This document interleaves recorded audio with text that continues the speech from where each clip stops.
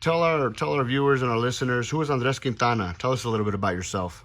I'm Andres Quintana, just turned 30 this summer, from Roswell, New Mexico originally. I moved up to Albuquerque to pursue my dream in MMA. Turned professional at, I believe, 18 years old, 18, 19. Been fighting, obviously, a long time. Just chasing the dream. My record right now is 18-3. Andres, talk to us a little bit about the struggle you had finding fights as of late. Your last MMA bout was in August of 2019. I have a big record and it's hard to find fights in the local scene, especially since I'm not signed right now. My contract expired maybe a year ago with Combate, and we chose not to re-sign. I just got a really big record right now, 18-3, obviously, like I said before, and a lot of guys just don't want to step up and take that next step in their career and really test themselves. Why do you think that is? Why do you think why do you think they see that 18-3 record and they don't want to sign on the dotted line? The reason why I believe they don't sign to fight me is because they can find easier fights. There's a lot of people still looking for fights at this time because of COVID. COVID just happened, that had to do a lot with it as well. I couldn't find fights during COVID. Combate really wasn't having events, so I was kind of stuck in a rock and a hard place there. A lot of people just want to take the easy route, and they don't think, hey, let me test myself now. If I can't beat this guy, maybe I shouldn't belong in the UFC. Or I'll fight this guy in the UFC, and I'll take the easier route now. If I have to fight him, I'll fight him for more money. But that leaves me, without opponents. Many fans may not know that you also had a pro boxing fight last year. So talk to us about that boxing fight that you took in 2020 to stay active.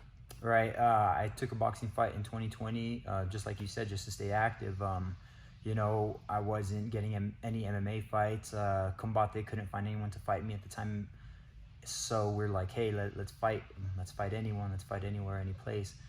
And we were trying to either look MMA, boxing, it didn't matter. And we found a local boxing match, and we actually knew the promoter, and he said he could hook us up. So we took the boxing match, enjoyed it, had fun. I grew up boxing. Boxing is actually my first love. I had a pretty big boxing record in an amateur way, I had over 30 boxing fights as an amateur, so we just said, why not? I trained boxing every day, and we took it against an 0-0 guy, so we went in there and had a lot of fun. You recently re-signed with Iridium Sports. Talk to us about the recent change in your management and how it's helped you. I signed with Iridium because I just felt like my other management team wasn't getting the job done, in my opinion. They're great people, great guy.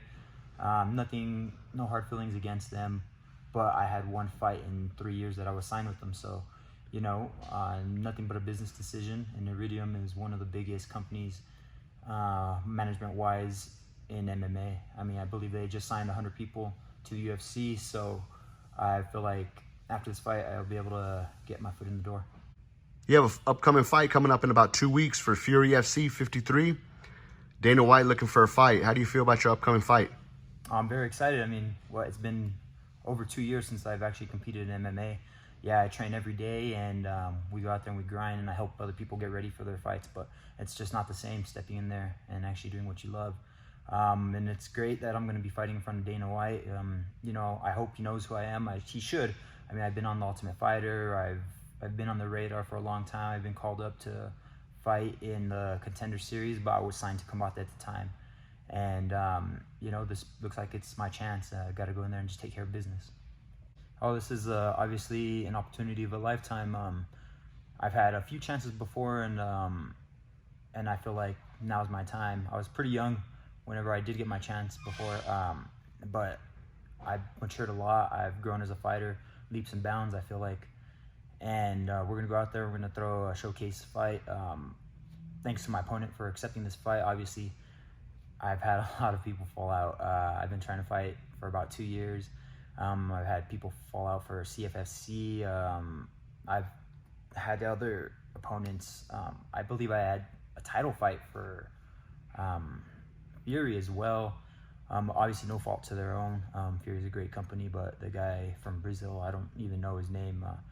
He wasn't able to take the fight for whatever reason. Having multiple opponents fall out and back out just because of how we talked before about my record, and they believe they can find easier fights. And I give props to my opponent. He's gonna be tough, of course. Everyone's tough. Can't wait to step in there and show what I got. Tell us what you think. Is this a professional fighter's dream, to showcase their skills in front of the UFC's head honcho? I would imagine so, that everyone wants to show Dana White what they can do.